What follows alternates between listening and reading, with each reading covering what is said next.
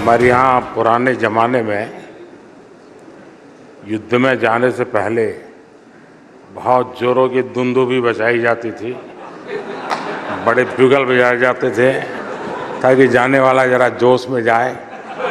Thank you Das.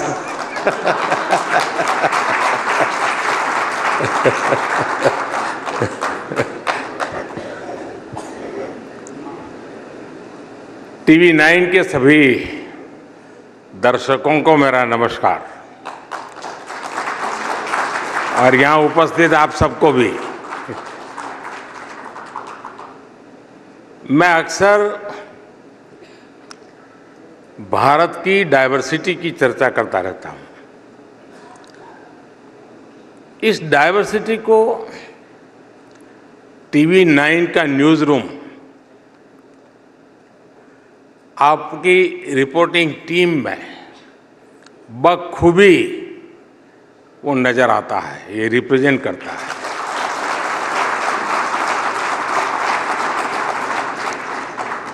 TV 9 के अनेक भारतीय भाषाओं में मीडिया प्लेटफॉर्म्स हैं। आप भारत की वाइब्रेंट डेमोक्रेसी उसके प्रतिनिधि भी हैं। मैं अलग अलग राज्यों में अलग अलग भाषाओं में टीवी 9 में काम करने वाले सभी पत्रकार साथियों का, आपकी टेक्निकल टीम का बहुत बहुत अभिनंदन करता हूं। साथियों, आज टीवी 9 की टीम ने इस समिट के लिए बड़ा इंटरेस्टिंग टॉपिक चुना है। India poised for the next big leap. और बिग लीप तो हम तभी ले सकते हैं जब हम जोश में हो, ऊर्जा से भरे हुए हो। कोई हताश निराश देश हो या व्यक्ति बिग लीप के बारे में सोच ही नहीं सकता। ये थीम ही अपने आप में ये बताने के लिए काफी है कि आज का भारत का आत्मविश्वास किस ऊंचाई पर है, आकांक्षा क्या है। अगर आज दुनिया को लगता है कि भारत एक बड़ा लीप लेने के लिए तैयार है, तो उसके पीछे 10 साल का एक पावरफुल लॉन्च पैड है।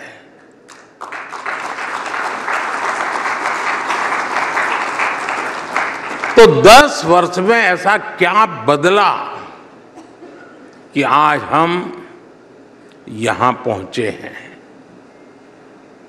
ये बदलाव माइंडसेट का है,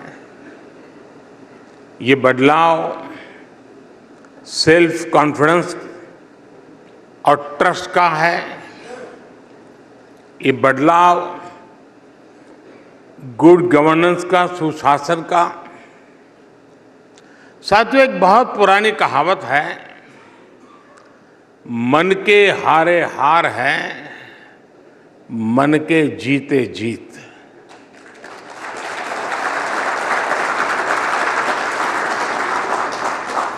अभी दास का मैं एक कोट सुन रहा था, लेकिन मैं उसमें थोड़ा डिफर करता हूं। उन्होंने कहा कि इतिहास एक प्रकार से बड़े महानुभावों की बायोग्राफी होती है। कि हो सकता है पश्चिम की सोच हो, हिंदुस्तान में सामान्य मानवी की बायोग्राफी वही इतिहास होता है।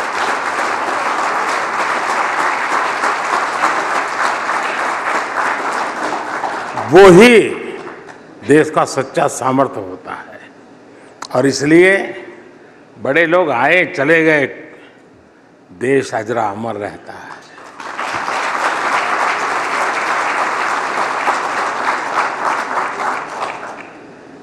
साथियों, हारे हुए मन से विजय मिलनी बहुत मुश्किल है। इसलिए पिछले 10 साल में माइंडसेट में जो बदलाव आया है, जो लीप हमने लिया है, वो वाकई अद्भुत है। आज के बाद दशकों तक जिन्होंने सरकार चलाई, उनका भारतीयता के सामर्थ्य पर ही विश्वास नहीं था। उन्होंने भारतीयों को अंडर एस्टिमेट किया, उनके सामर्थ्य को कम करके आंका। तब लाल किले से कहा जाता था कि हम भारतीय निराशावादी हैं, पराजय भावना को अपनाने वाले हैं। लाल किले से ही भारतीयों को आलसी कहा गया, मेहनत से जी चुराने वाला कहा गया। जब देश का नेतृत्व ही निराशा से भरा हुआ हो, तो फिर देश में आशा का संचार कैसे होता। इसलिए देश के अधिकांश लोगों ने भी ये मान लिया था कि देश तो अब ऐसे ही चलेगा। ऊपर से करप्शन, हजारों करोड़ के घोटाले, पॉलिसी पैरालिसिस, परिवारवाद, इन सब ने देश की नींव को तबाह करके रख दिया था। पिछले 10 वर्षों में हम उस भयावह स्थिति से देश को निकालकर यहां लाए हैं।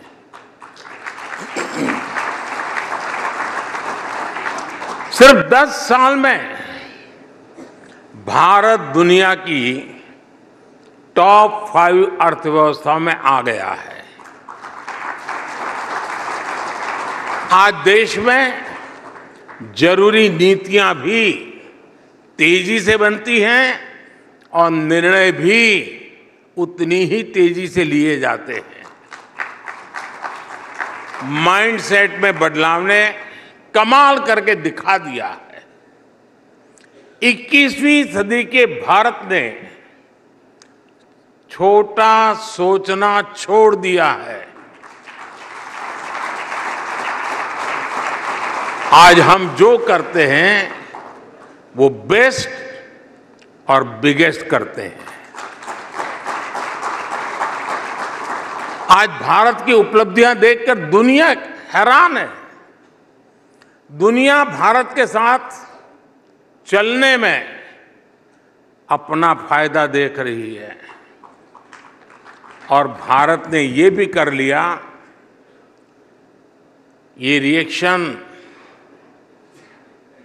अच्छा भारत ने कर लिया, भारत में ये हो गया, ये रिएक्शन आज की दुनिया का न्यू नॉर्मल है। बढ़ती विश्वसनीयता आज भारत की सबसे बड़ी पहचान है। अब 10 साल पहले के और आज के एफडीआई के आंकड़े देखिए। पिछली सरकार में 10 साल में $300 बिलियन की एफडीआई भारत में आई।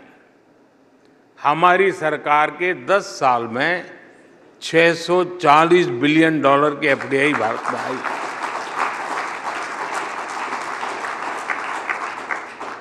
दस साल में जो डिजिटल क्रांति आई है, कोरोना के समय में वैक्सीन पर जो भरोसा बैठा है, आज टैक्स देने वालों की बढ़ती हुई संख्या हो, ये चीजें बता रही हैं कि भारत के लोगों का सरकार और व्यवस्था पर भरोसा बढ़ रहा है।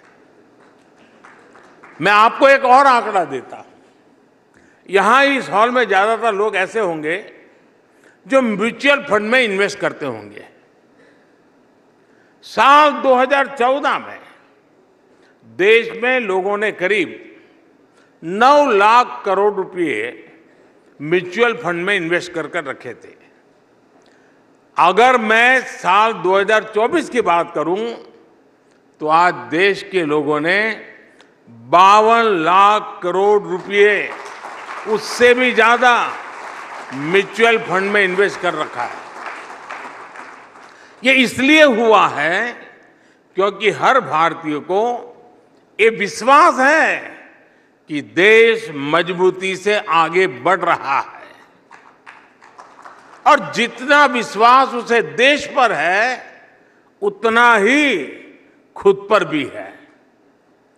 हर भारतीय सोच रहा है मैं कुछ भी कर सकता हूं, मेरे लिए कुछ भी असंभव नहीं है। और ये बात टीवी 9 के दर्शक भी नोट करते होंगे कि अनेक लोगों का प्रेडिक्शन जहां अटक जाता है उससे भी कहीं ज्यादा बेहतर परफॉर्म करके हमने दिखाया है।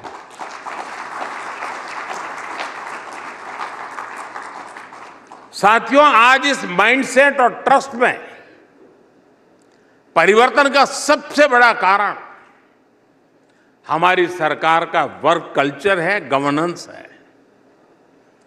वही अफसर हैं, वही ऑफिस है, वही व्यवस्था है, वही फाइलें हैं, लेकिन नतीजे कुछ और आ रहे हैं।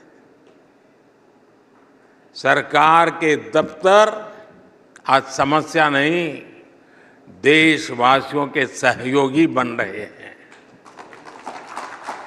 ये व्यवस्था आने वाले समय के लिए गवर्नेंस के नए आदर्श स्थापित कर रही है।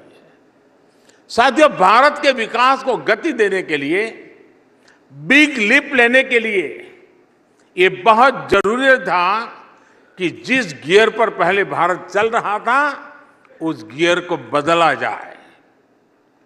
पहले ही सरकारों में भारत किस तरह रिवर्स गियर में था, मैं आपको कुछ उदाहरण देता हूं। यूपी में 80 के दशक में सरयू नहर परियोजना का शिलान्यास हुआ था। ये परियोजना 4 दशक तक अटकी रही।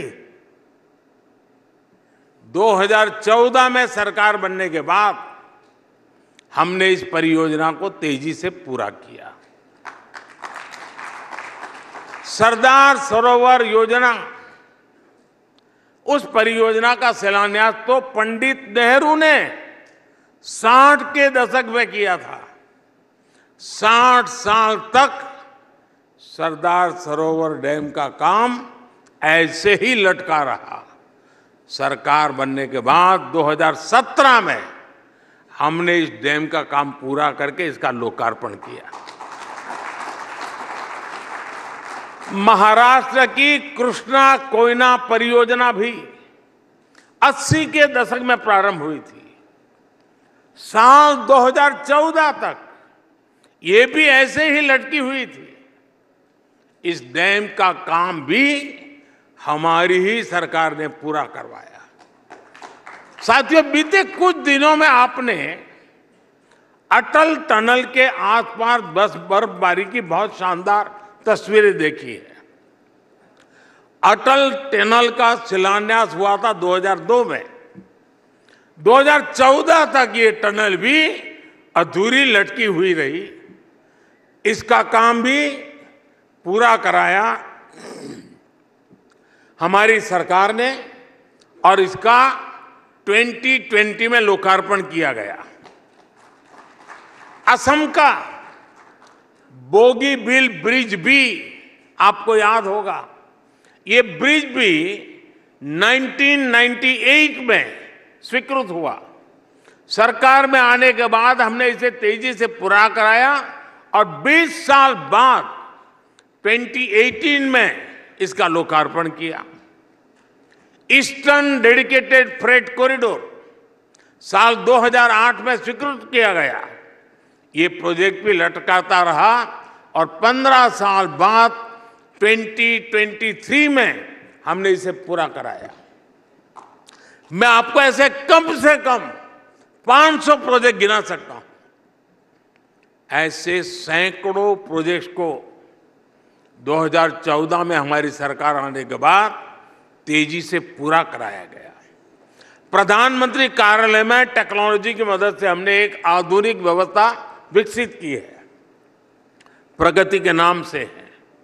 हर महीने मैं खुद एक एक प्रोजेक्ट की फाइल लेकर बैठता हूं, सारा डेटा लेकर बैठता हूं, दशकों से अटके हुए प्रोजेक्ट की समीक्षा करता हूं और मेरे सामने ऑनलाइन सभी राज्यों के मुख्य सचिव और भारत सरकार के सभी सचिव पूरा समय मेरे सामने होते हैं।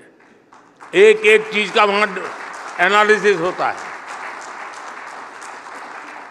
मैं पिछले 10 साल में 17 लाख करोड़ रुपए से ज्यादा के प्रोजेक्ट्स की समीक्षा कर चुका हूं। 17 लाख करोड़ रुपया, तब जाकर ये प्रोजेक्ट पूरे हुए हैं।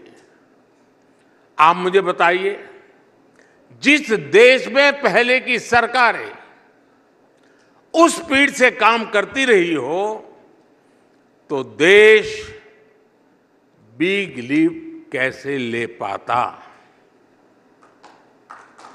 आज हमारी सरकार ने लटकाने भटकाने वाली उस पुरानी अप्रोच को पीछे छोड़ दिया है। मैं आपको हमारी सरकार के कुछ उदाहरण दूंगा। मुंबई का अटल सेतु, देश का सबसे बड़ा ब्रिज, सी ब्रिज, इसका शिलान्यास साल 2016 में हुआ। हमने कुछ सप्ताह पहले इसका लोकार्पण भी कर दिया। संसद की नई बिल्डिंग, इसका शिलान्यास साल 2020 में किया, पिछले ही साल इसका लोकार्पण हो गया। जम्मू एम्स का शिलान्यास साल 2019 में हुआ था, पिछले सप्ताह 20 फरवरी को इसका लोकार्पण भी हो गया। राजकोट एम्स का शिलान्यास 2020 में हुआ था, अभी कल ही इसका भी लोकार्पण हो गया। इसी तरह आईआईएम संबलपुर का शिलान्यास साल 2021 में हुआ और साल 2024 में लोकार्पण हो गया। त्रिची एयरपोर्ट के नए टर्मिनल का शिलान्यास 2019 में हुआ और कुछ सप्ताह पहले इसका लोकार्पण भी हुआ। आईआईटी भिलाई का शिलान्यास साल 2018 में हुआ और कुछ दिन पहले हमने इसका भी लोकार्पण कर दिया। गोवा के नए एयरपोर्ट का शिलान्यास 2016 में हुआ और 2022 में इसका लोकार्पण भी हो गया। लक्षद्वीप तक समुद्र के नीचे ऑप्टिकल फाइबर बिछाना बहुत चैलेंजिंग माना जाता था। इस काम को हमने 2020 में शुरू करवाया और कुछ सप्ताह पहले इसे पूरा भी कर दिया। बनारस की बनास डेयरी का शिलान्यास साल 2021 में हुआ और कुछ दिन पहले इसका लोकार्पण हुआ। कल ही आपने द्वारका में सुदर्शन सेतु की शानदार तस्वीर देखी है। हिंदुस्तान का सबसे लंबा केबल ब्रिज देश की शान बढ़ा रहा है। इसका भी शिलान्यास हमारी सरकार ने साल 2017 में किया था। मैं जो मोदी की गारंटी की बात करता हूं ना, उसका एक पहलू ये भी है।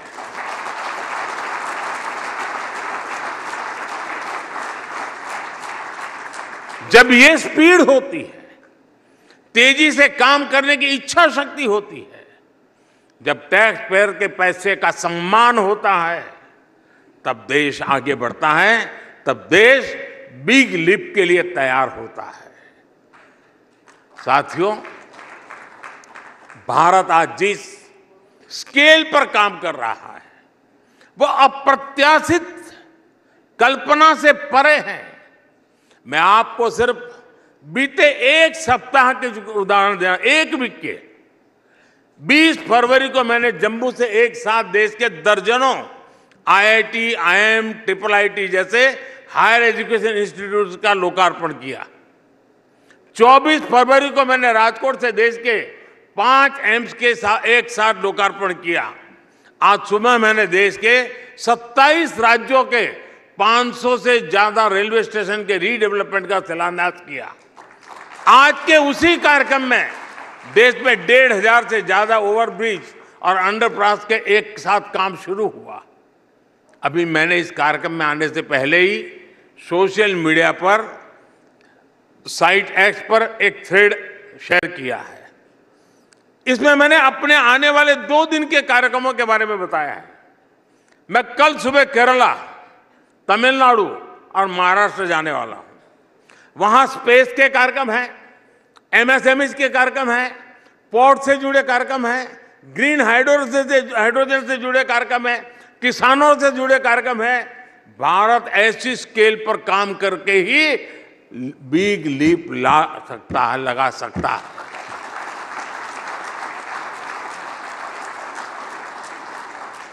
हम पहली, दूसरी, तीसरी औद्योगिक क्रांति में पीछे रह गए। अब हमें चौथी औद्योगिक क्रांति में दुनिया का नेतृत्व करना है और इसके लिए भारत में हर रोज हो रहे विकास कार्यों से देश की रफ्तार को ऊर्जा मिल रही है।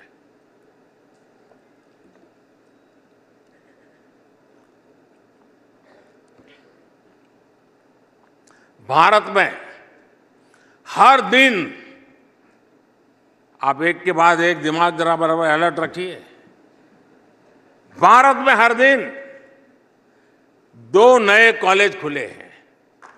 हर हफ्ते एक नई यूनिवर्सिटी खुली है। भारत में हर दिन 55 पेटेंट्स और 600 ट्रेडमार्क रजिस्टर किए गए हैं। भारत में हर दिन करीब 1.5 लाख मुद्रा लोन बांटे गए हैं।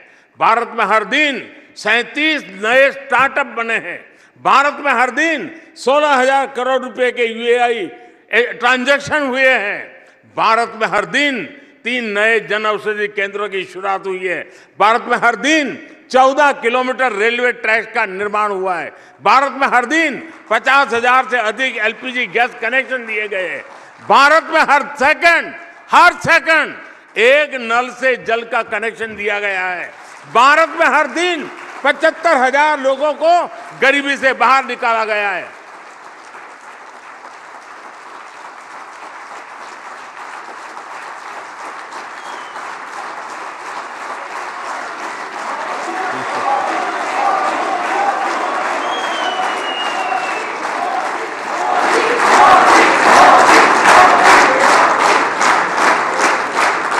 हमने तो हमेशा से ही गरीबी हटाओ के सिर्फ नारे सुने थे।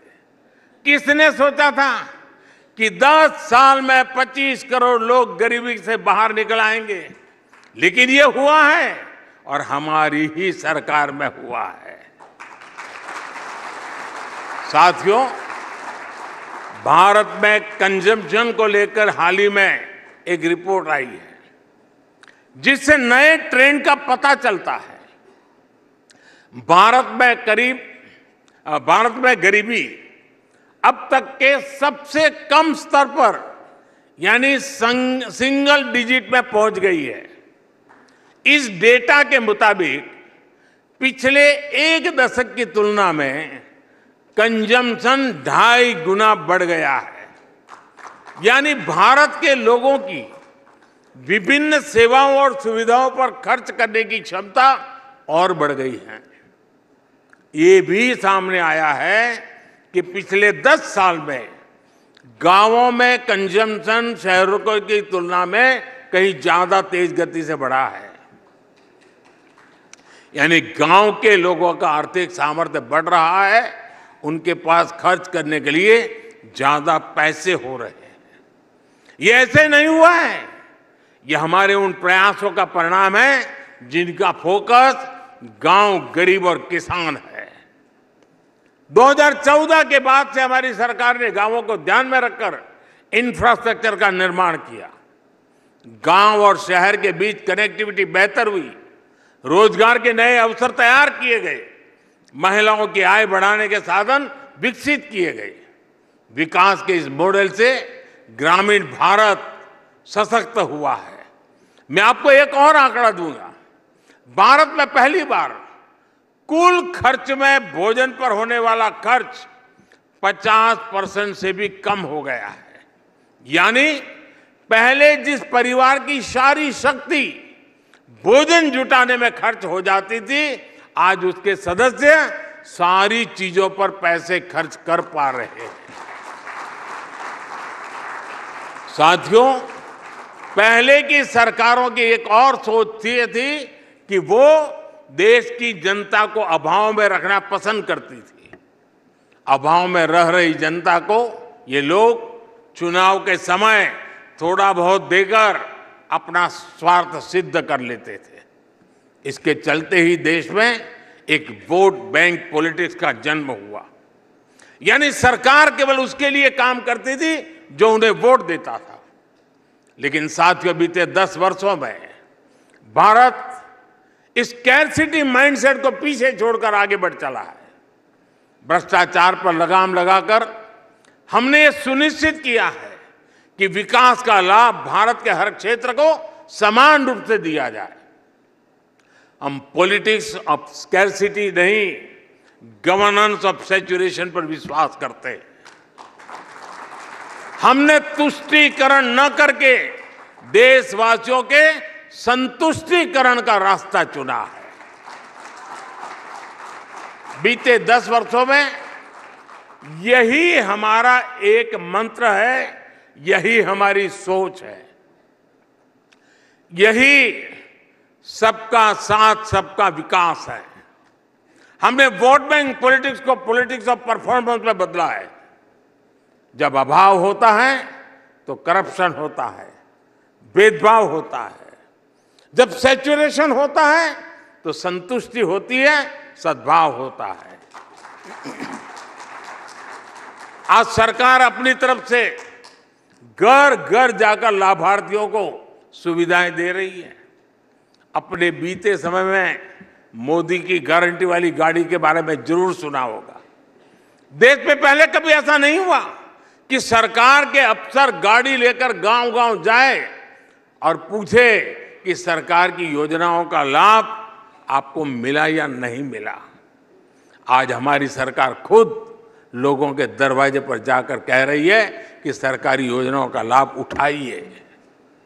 इसलिए मैं कहता हूं, जब सैचुरेशन एक मिशन बन जाए तो हर प्रकार के भेदभाव की गुंजाइश खत्म हो जाती है। और इसलिए मैं कहता हूं कि हम राजनीति नहीं, राष्ट्र नीति पर विश्वास करने वाले लोग हैं। साथियों, हमारी सरकार नेशन फर्स्ट के सिद्धांत को सर्वोपरि रखते हुए आगे बढ़ रही है। पहले की सरकारों के लिए कोई काम नहीं करना, ये सबसे बड़ा आसान काम बन गया था। लेकिन इस वर्क कल्चर से ना देश बन सकता है और ना देश आगे बढ़ सकता है। इसलिए हमने देश हित में निर्णय लिए, पुरानी चुनौतियों का समाधान किया। आर्टिकल 370 की समाप्ति से लेकर, मैं मूवी की बात नहीं कर रहा हूं,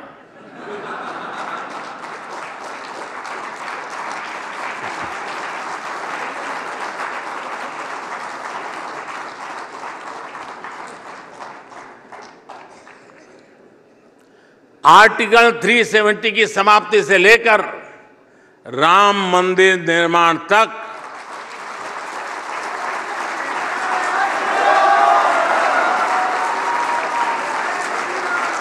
ट्रिपल तलाक के अंत से लेकर महिला आरक्षण तक, वन रैंक वन पेंशन से लेकर चीफ ऑफ डिफेंस स्टाफ का पद तक सरकार ने नेशन फर्स्ट की सोच के साथ ऐसे हर अधूरे काम पूरे किए। साथियों, 21वीं सदी के भारत को अपने आने वाले दशकों के लिए भी हमें आज ही तैयार करना होगा। इसलिए आज भारत भविष्य की योजनाओं में भी तेजी से आगे बढ़ रहा है। स्पेस से सेमीकंडक्टर तक, डिजिटल से ड्रोन तक, एआई से क्लीन एनर्जी तक, 5G से फिनटेक तक, भारत आज दुनिया की अगली कतार में पहुंच गया है।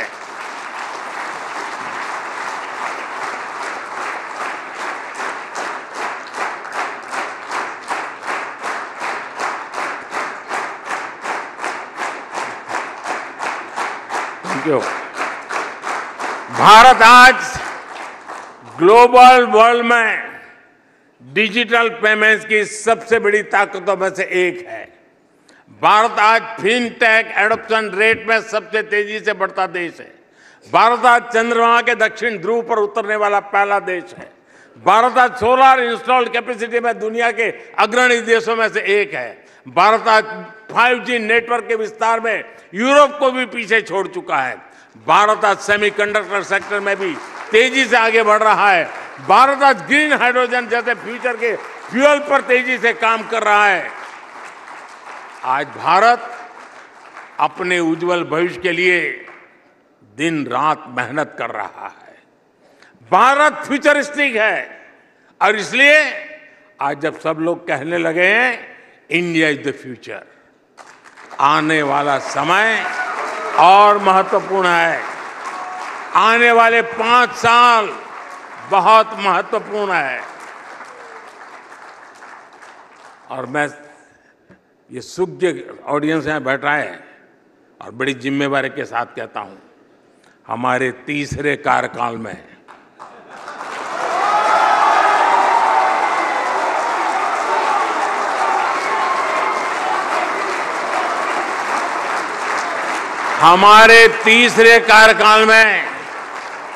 हमें भारत के सामर्थ्य को नई ऊंचाई तक पहुंचाना है। विकसित भारत की संकल्प यात्रा में आने वाले 5 वर्ष हमारे देश की प्रगति और प्रशस्ति के वर्ष है। इसी कामना के साथ और पूरे विश्वास के साथ ये सेमिनार होता या ना होता, बिग लिप जरूर होता।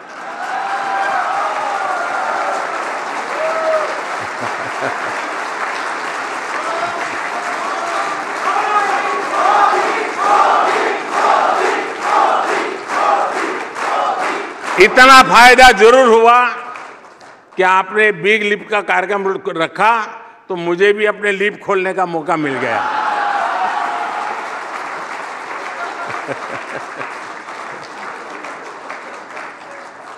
इस कार्यक्रम के लिए आपको ढेर सारी शुभकामनाएं। आप लोग सुबह से बैठ करके ब्रेनस्टॉर्मिंग करते होंगे तो कुछ हंसी खुशी की शाम भी हो गई। बहुत बहुत धन्यवाद।